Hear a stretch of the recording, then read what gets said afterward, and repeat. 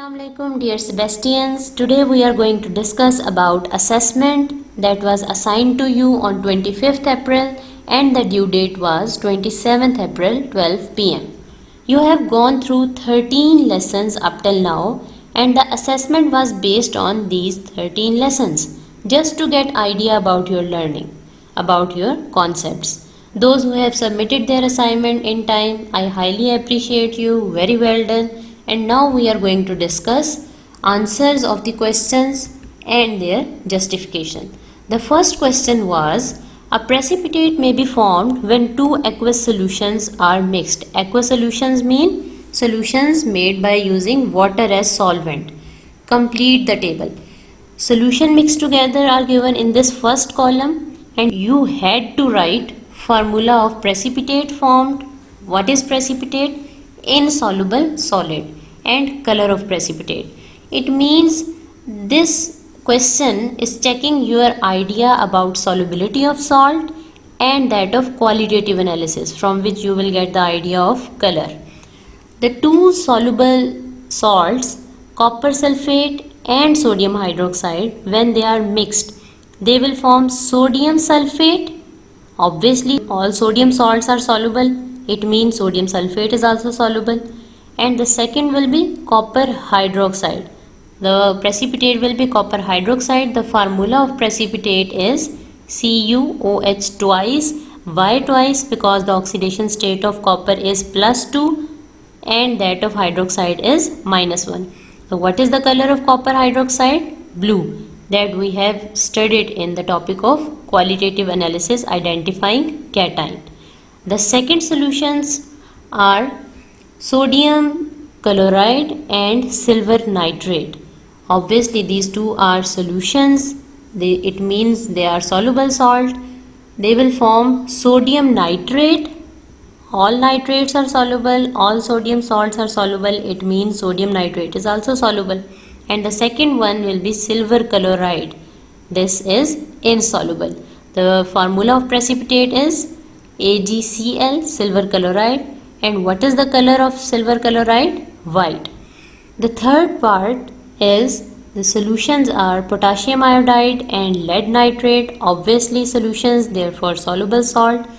They will form potassium nitrate and lead iodide. Potassium nitrate is soluble. So what will be the precipitate?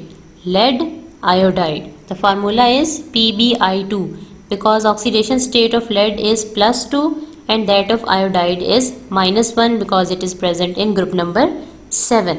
And the color of lead iodide? Yellow. Iodides are mostly in yellow color. Dilute sulfuric acid and barium chloride. Sulfuric acid will give sulfate ion and hydrogen ion. Barium chloride will give barium ion and chloride ion. So the salt form, the precipitate form will be of barium sulfate. And formula of barium sulfate BaSO4. The color of barium sulfate is white. Your each answer carries 1 marks, so it will be of 8 marks. The second question was, a student adds aqueous sodium hydroxide mean solution of sodium hydroxide in water. And what is sodium hydroxide? It is alkali. From a burette into 25 cm cube of dilute sulfuric acid, alkali is going to add in an acid. The student measures the pH value of the mixture during the addition of sodium hydroxide. Obviously sulfuric acid is a strong acid, so its pH will be very low. It can be 1. And sodium hydroxide is strong alkali. Its pH will be 14.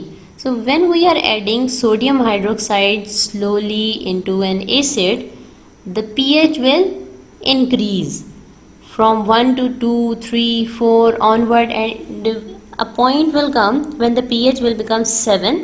But we are continuously adding sodium hydroxide until the constant pH. So the pH will increase from 1 to 14. Give an ionic equation to represent neutralization reaction between sodium hydroxide and sulfuric acid. And we have already discussed that the ionic equation of all types of neutralization reaction is always this one, because basically neutralization means cancelling out the effect of each other. acid is producing hydrogen ion and alkali is hydroxide ion, they will cancel the effect of each other and form water that is neutral. Obviously, you will write ionic equation either directly or by first writing the balanced chemical equation and then finding the spectator ion, and then you will ultimately reach this ionic equation.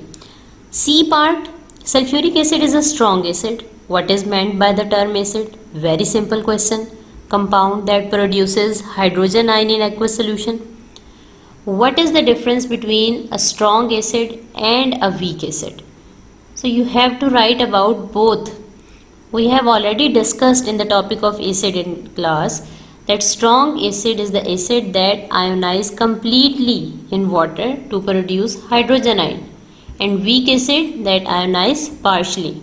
So this question is of 2 marks and the definition of acid is of 1 mark. So total marks are 3. Strong acid ionizes completely in water to form hydrogen ion, and vice versa means opposite to this statement will be of weak acid.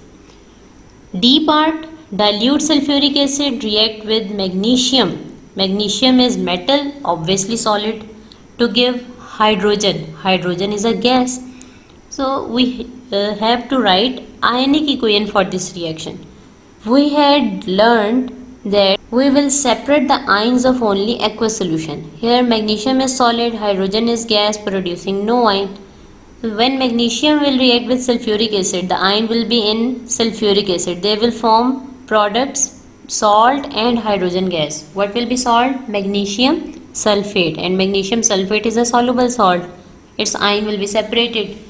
The common ion, the spectator ion, will be sulfate ion because in reactant it is present in sulfuric acid, in product it will be present in magnesium sulfate. So finally the ionic equation will be magnesium solid plus hydrogen ion aqueous. They will produce magnesium ion and hydrogen gas. And this question is also of 1 mark. The third question about making salt. It means it is testing your learning about salt preparation. How many methods to prepare salt? 3 methods. One is titration, second is precipitation, and the third one is reaction of acid with insoluble base, carbonate or metal. So there are 3 salts to be made and you have to get idea about the missing reagent and you have to describe how to obtain the solid product from the reaction mixture. Let's discuss. The first salt to be made, lithium chloride. Reagent 1, they have told dilute hydrochloric acid. So reagent 2 should be of lithium ion. So lithium metal can be used? No, because lithium is very reactive. The reaction can be explosive. So how can we use lithium? Any aqueous solution of lithium ion. So we can use lithium hydroxide. Aqueous lithium hydroxide can be used and the salt will form lithium chloride. Obviously a soluble salt. So soluble salt can be separated by evaporating the salt solution to dryness. The second one, salt to be made, barium sulfate. Barium sulfate is insoluble. It means it is a precipitate. The first reagent, aqueous potassium sulfate. The second reagent should be any of the soluble salt of barium. Soluble salt can be barium chloride, barium nitrate. So here I have used aqueous barium nitrate. If you have mentioned barium chloride, that is also okay. And when the precipitate or insoluble salt is prepared, it can be separated from the solution or it can be obtained in the solid form by the process of filtration. Third one, salt to be made, blue copper sulfate crystals. The reagent 1 is dilute sulfuric acid. The second reagent, can we use copper metal? No. Why? Because it is least reactive. So what should we use?